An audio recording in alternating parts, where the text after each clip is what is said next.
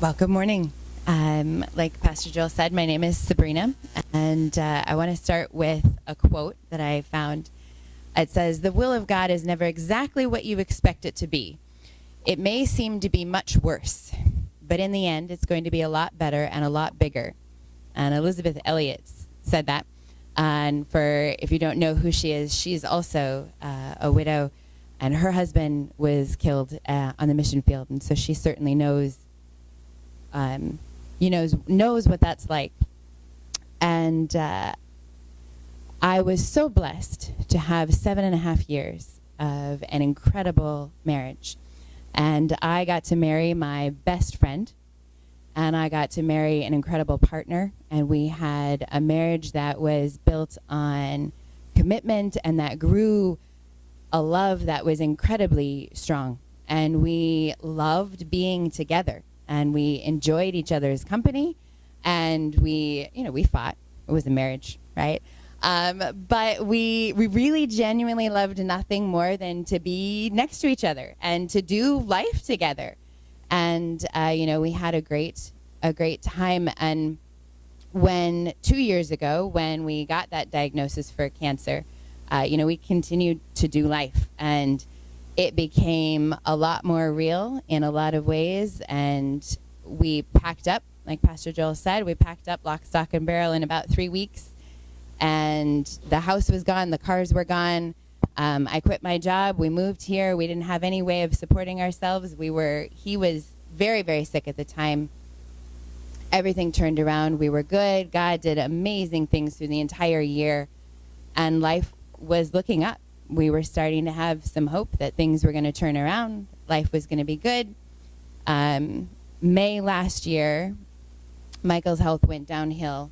But still, Sunday night, he and we were in the hospital, and he was talking about, probably 3 to 6 more months. And I said, well, you've been worse. We can turn this around. Who knows? And he goes, no, I really think it'll be 3-6 months, maybe more. And then it'll be done. And by 10 o'clock the next morning, he was gone. And so when we say sudden doesn't quite explain how fast he went. And the shock of that is still very much being felt by the kids, by me, by just trying to put all of those pieces back together again. When you get that news and you watch that happen and life changes so quickly, and everything you expected God's will to be is not. And the story you thought you were in the middle of is not. And the future you thought you were going to have disappears. And all the dreams that we had and the plans that we had done and the choices we were making were gone, and all of his were gone. And I knew and I know where he is.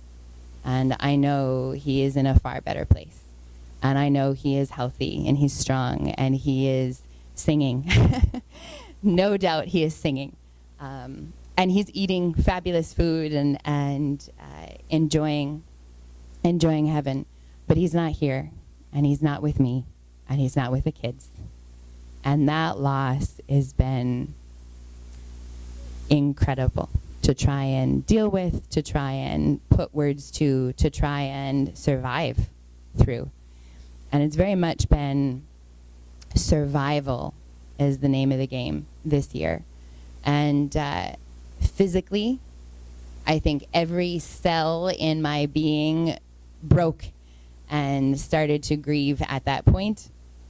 And physically, I have never been weaker than I was this year. And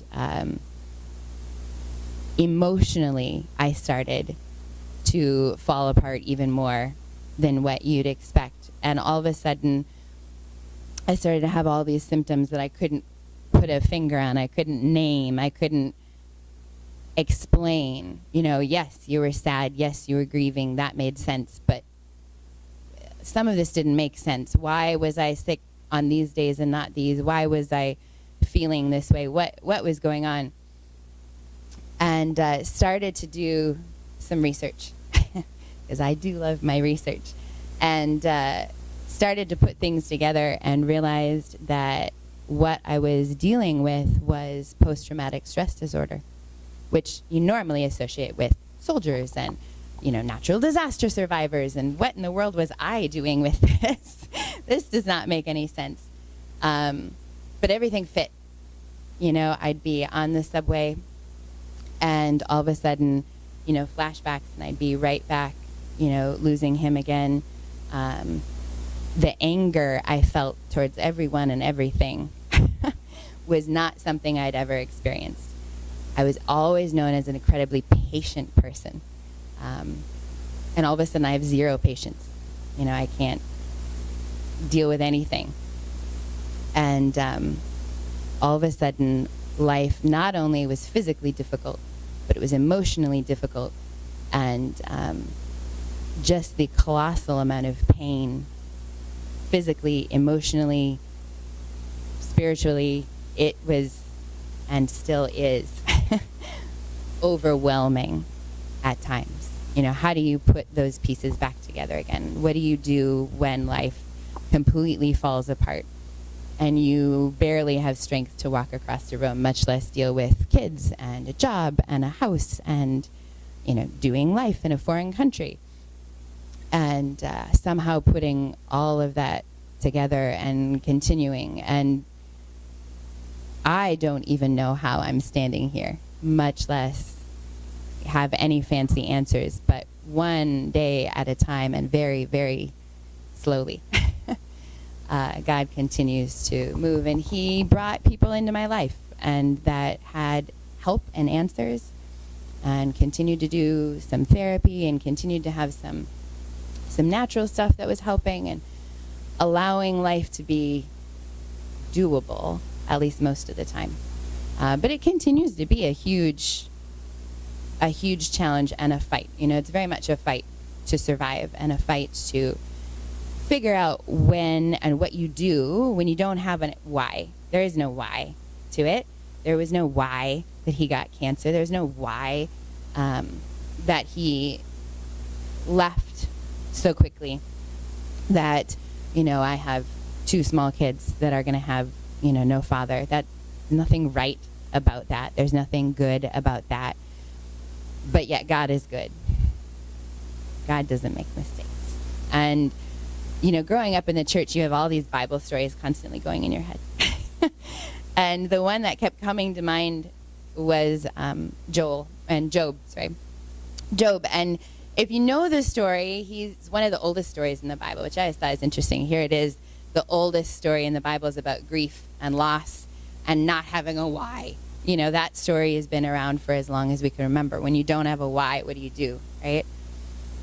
And of course, Job yells at God, and I had plenty of times when I yelled at God.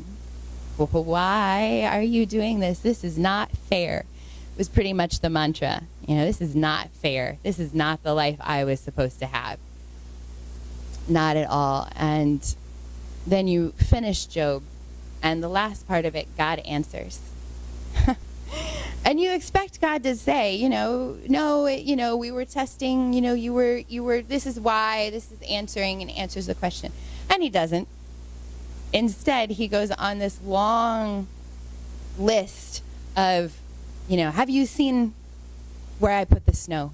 Do you know how the foundations of the earth were made? Were you there when I put the ocean together? Were you there when I did this? Have you done that? Do you know this?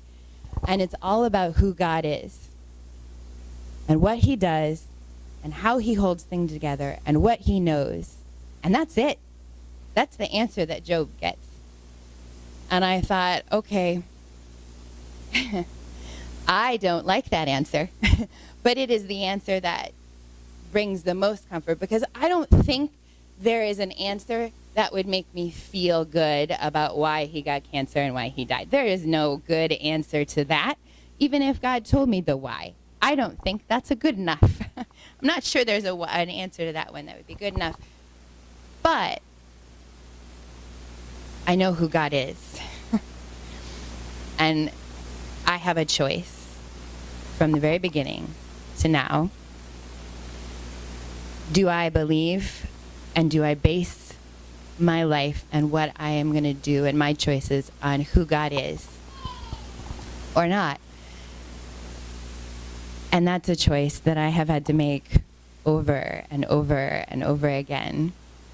As that pain and that anger and that sorrow, that loss that is incomprehensible. My best friend is gone, and he's not coming back, no matter how much I would want him to. But God is good, and God doesn't make mistakes. And so this isn't a mistake. I don't like it. I don't want it, but it's not a mistake. And so we started, and every night with the kids before they go to bed, we start every prayer with, God, you are holy. God, you are strong. God, you know everything. You are good. You don't make any mistakes. And you love us. And there are times that part of the prayer is incredibly hard to say. But faith is not a feeling. It's never been a feeling. If I went by feeling, it certainly wouldn't be good. But faith is a choice. And I choose to say until I feel it again. Because I do believe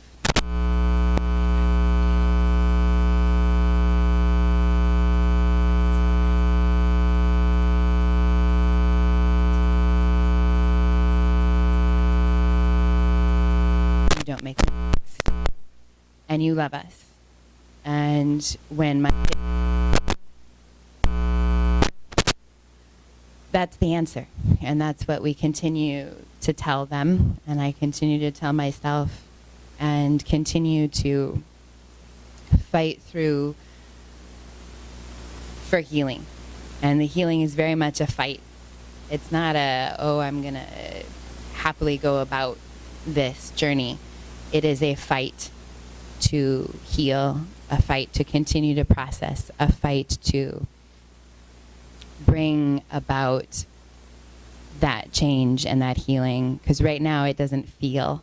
It's very much in the middle of this. And it's very much in the middle of every day fighting to get up, fighting to put it together, fighting to continue to do life, to acknowledge the loss that we've had, to remember my husband, to get to a point of healing so that I can continue to do life, and that my kids can continue to do life. And that hasn't come yet. But I know that God is big enough to do that, and that it is worth fighting for, and it is worth believing in. Because when you look at that list in Job about who God is and what he does and what he controls, if he can do all that, then he's got it, and he can take care of me. And, I will continue to choose. And I chose many years ago when I was 13 to believe that God's will was the best, no matter what it was. And that has been tested this year like never before.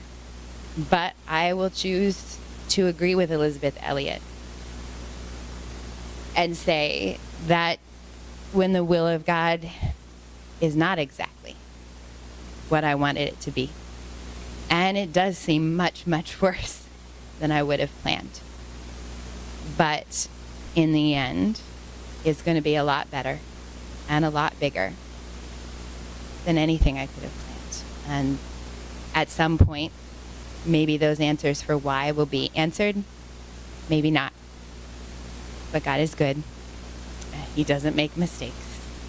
And he loves me. So I keep going.